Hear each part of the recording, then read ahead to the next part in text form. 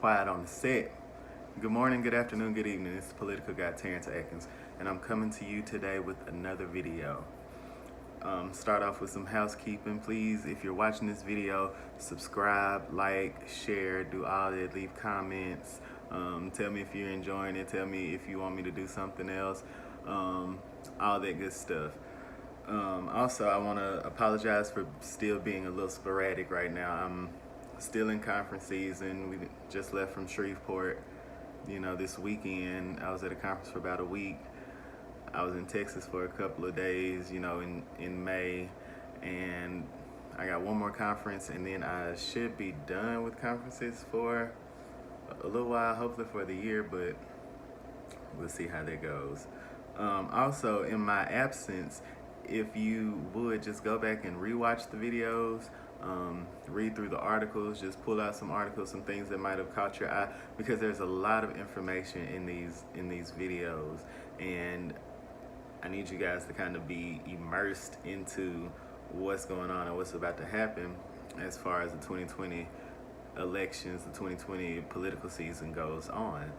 So I think that's all of my housekeeping, but today I want to bring you guys a video. I was going to do Living Single Part 2. I had a couple requests for Living Single Part 2, and that's what I was going to do. That's what I've been working on.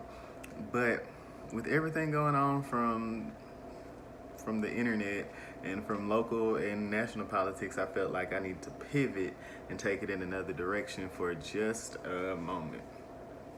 So the title of this video, as you guys can see, is The Cost of Blackness, an explanation of terms and conditions.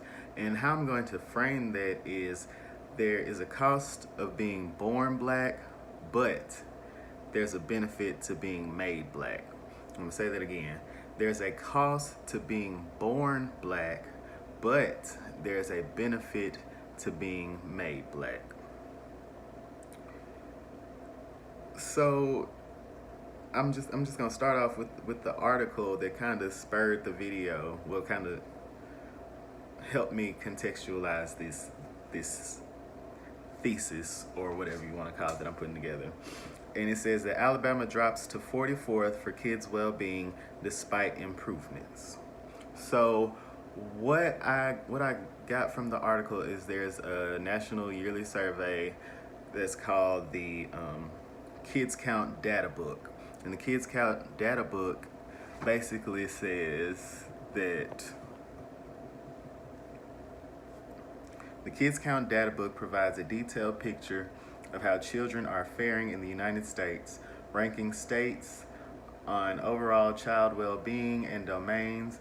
The data book also contains key indicators covering economic well-being, education, health, and family and community. So from the article, there are 16 key indicators to just put that out there. There are 4 indicator sections, like I said: economic well-being, education, health, and family and community. So there are like 16 indicators. I guess each one of them has 4, base questions in the indicator. So the Decatur Daily only covered 5 of those indicators. Now, they had Bruce Jones as basically the poster child for this, because it's an article about the state of Alabama and what's going on as far as kids' well-being, which I don't mind him being the poster child, but it should have went different, and I'm explaining why it should have went different. It ranked the 5 indicators in the paper, and the ones that they chose were poverty, job stability, 4th grade reading proficiency, 8th grade math, and graduating on time. Now, this is not praise for Bruce Jones. It's not retribution for Bruce Jones or anything like that. I don't know him personally, but I feel as though he was the wrong person to put in this article. He was the wrong person because he didn't know the data. He didn't know the data. He didn't know what he was talking about. And I'm going to tell you what, I pulled 2 quotes from the Decatur Daily article of what he said and why I feel like he was wholeheartedly the wrong person. So the quote says, but we have a lot of drug and alcohol abuse, and kids are suffering because they're not getting what they need at home. Children in poverty situations bring other issues to the table that the community too often looks for the school system to fix. Now, when you look at the data, that's just not true. The data says that as far as Decatur, because they only put three of the points for the city and some for the state and some for national, and most of them I pulled off of the kids' data count book. But the 4th grade reading proficiency for Decatur is 59%.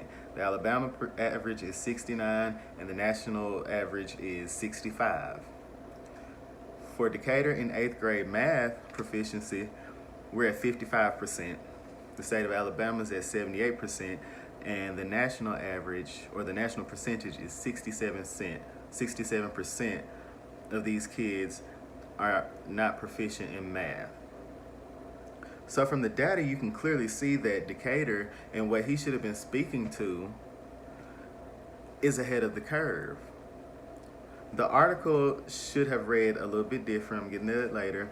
But from what the data shows, these kids are doing exceptionally well. Now, where Decatur does fall below the national and state average is the poverty rate. That's something that he could have specifically spoke to.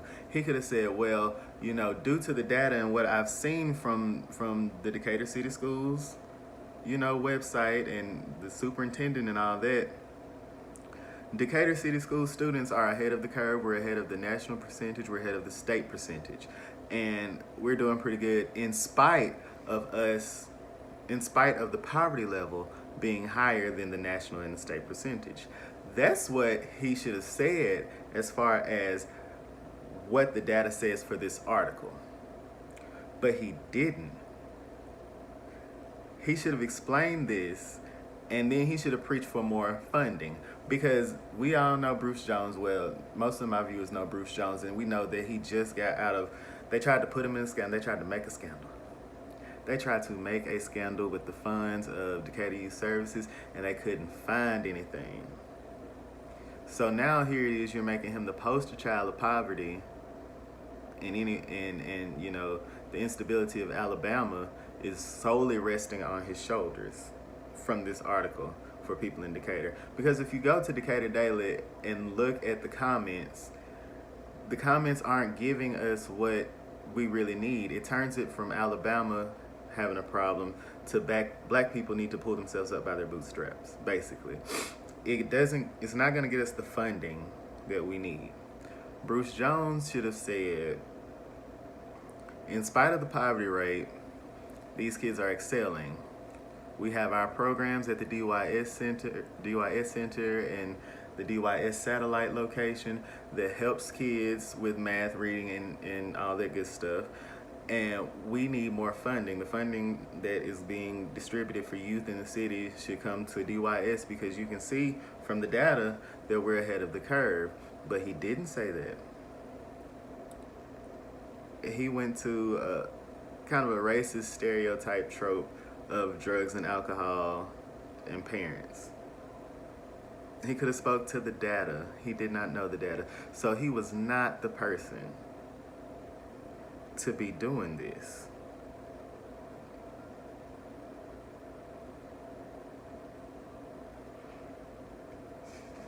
Now, there was another couple of people in the article.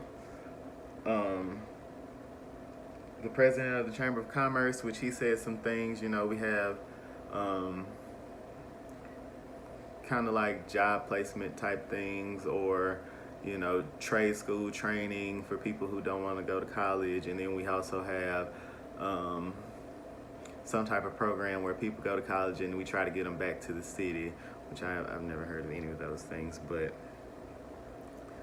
he said they're there, so I have to believe him. But when we talk about those plugs, you have to talk about outlets. Because if you have a plug, you need an outlet.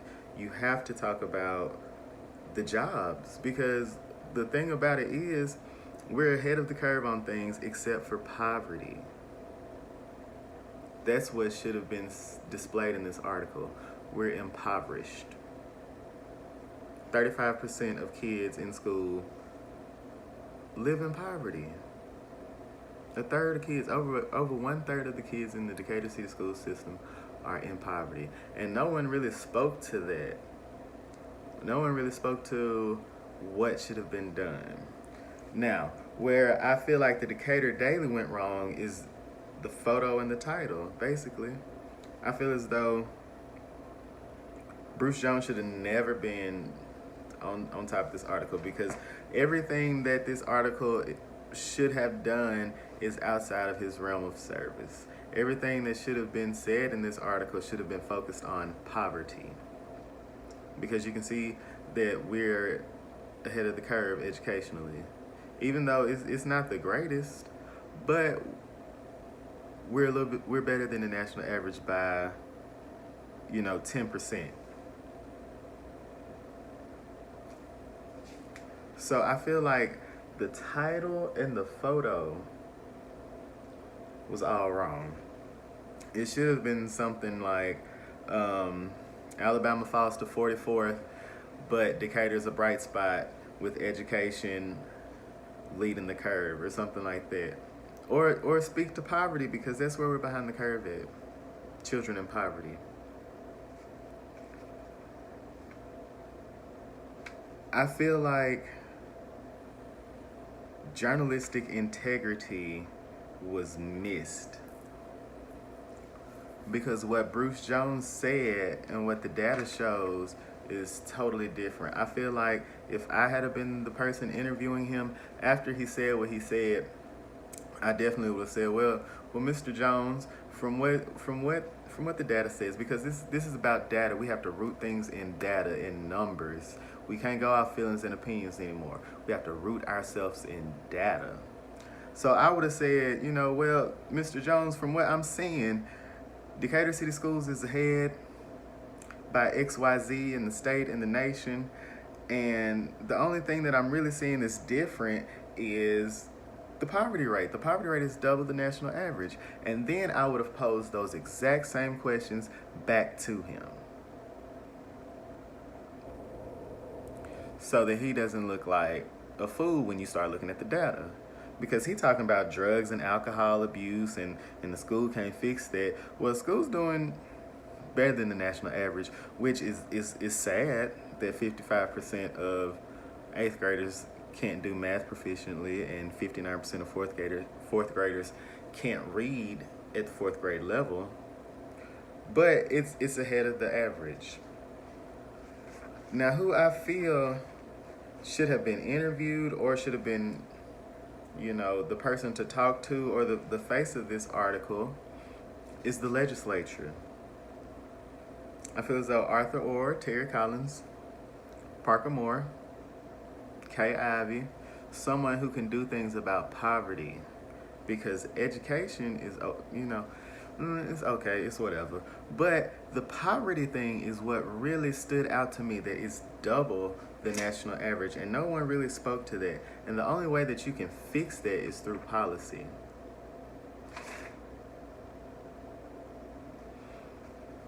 So this brings me to my stance on blackness. I just feel like that this was an inaccurate portrayal of what's going on. I feel like with putting Bruce Jones out there as the poster child for poverty, it turned it into something else. It turned it from state funding and what do cities and governments need to do to, black people are lazy. Y'all know the same circle of stories that go on. Just check the Decatur Daily's post and see what people are saying. I feel like in my stance, first of all, like, I received a lot of messages about what I said about Bruce Jones, which I'm neither for nor against him. I have no dog in the fight of what he did or what he didn't do. But what politician has gone 100% for black people? Literally. Like, answer that. What politician, black, white, Hispanic, whatever. What politician has gone 100% for black? What 85% seriously for black people? So I feel like either we didn't put his feet to the fire, or he stuck his neck out and we wasn't there for him, and it all went downhill from there. Either one of those two things could have happened. But him being a black politician, we don't have that many. We don't have that many black politicians as far as city government, state government, judicial offices, judicial positions, all that, clerks, magistrates. We don't have that many black people doing it. So when you have that one black person, the black community has to come out and stand behind that person. We can no longer just go on feelings anymore. We can't. We have to be on data, and we have to be a solid group. We have to solidify. We have to be there. Like, don't call me no more asking for Billy Jackson's number. Don't call me no more asking for Michelle's number. If y'all ain't at these meetings, I can't help y'all. Because these people are sticking their necks out, their political necks out for us, and we're not there to support them. And when something happens, we say, oh, well, they ain't do nothing for us too much no way. Because we wasn't there.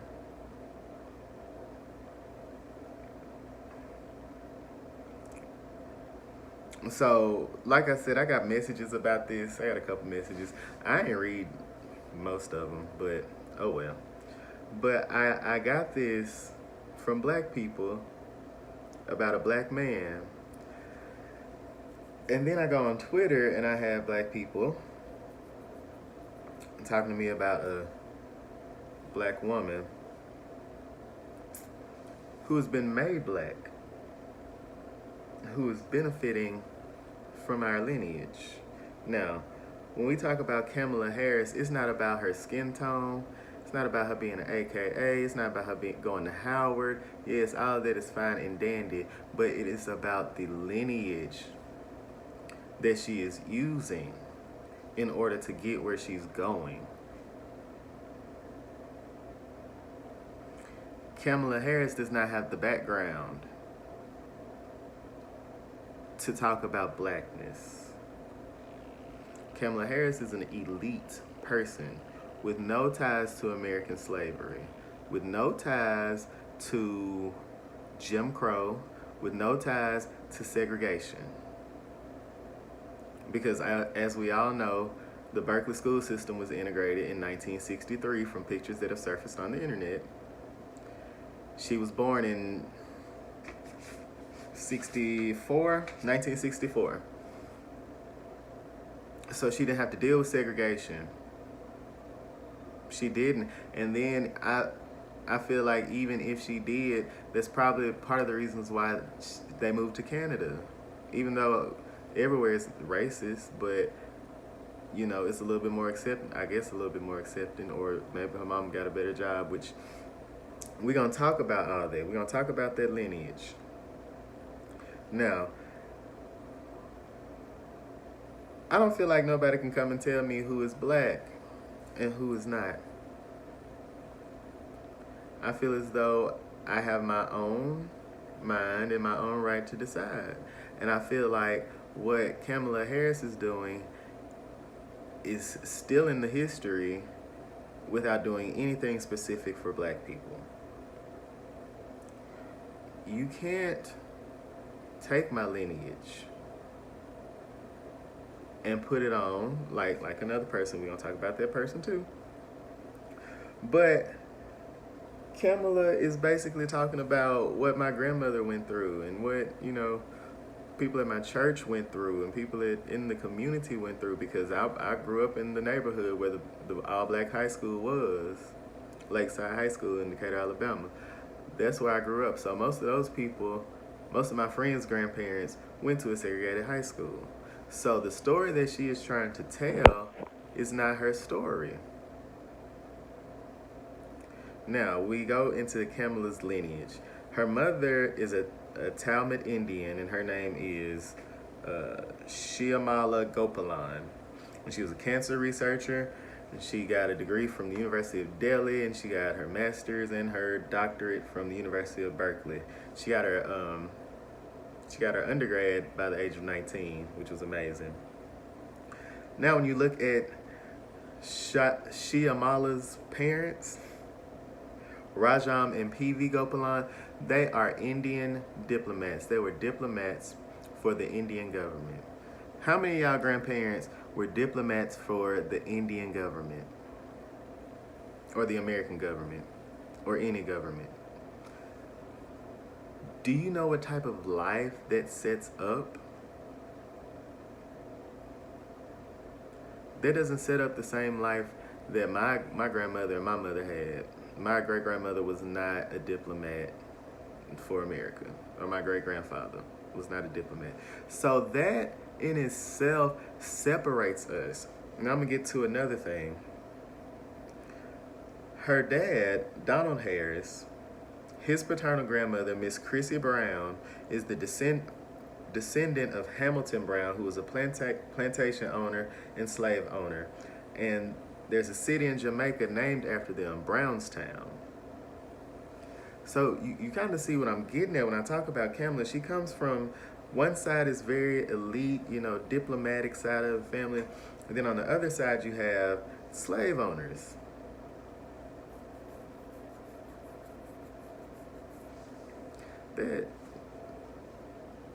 That just doesn't add up. So when I got to the slave owner thing in Kamala Harris's background, it made me want to look at somebody else who we made black, and that was Barack Hussein Obama. So I looked up Barack's lineage, or I just kind of looked him up, and I did a little research. And from what it shows, Barack's father was selected by the Kenyan government to come to America and be schooled. So he went to the University of Hawaii in 1962. Well, he graduated from the University of Hawaii in 1962. He met Ann Dunham. They had Barack Obama in 61. She was also at University of Hawaii. She got bachelor's, master's, PhD, all of that from the University of Hawaii. And something interesting kind of stuck out to me in the research. What it says is that the major financial supporters for the program that Barack Sr. was in were, American blacks. Harry Belafonte, Sidney Poitier, Jackie Robinson, Elizabeth Mooney Kirk. These were all people that, put money up for these Kenyans to come to America and go to school. And when I dug a little bit deeper, Barack he married a couple times, and he had 2 kids by one woman. And when he left Kenya, he left a lady named Helen Roberts over the financial support of the kids. So I'm gonna leave Barack's daddy alone, and I'm gonna get to this other side, because this is where the interesting thing happened. So I looked up his mother, Ann Dunham. Like I said, she was an elite too. Her father was in the Army, and her mother worked for Boeing, and the mother also worked for Bank of Hawaii. And when you look at the time that she worked at the Bank of Hawaii, she became the vice president, one of 2 vice presidents of the bank, female vice presidents of the Bank of Hawaii in 1970. You can see how she benefited from affirmative action, because we all know that affirmative action started out for black people, but then women were added to affirmative action. And also with Ann Dunham's father, he was in the Army, so he benefited from the GI Bill. So you see how government made these people, but they don't want government to redress us. Okay, so on the maternal side, there are ties to Jefferson Davis, George Bush, and Dick Cheney. So you telling me the first black president, his only relation to America, besides, that side of the family, is the president of the Confederate States of America.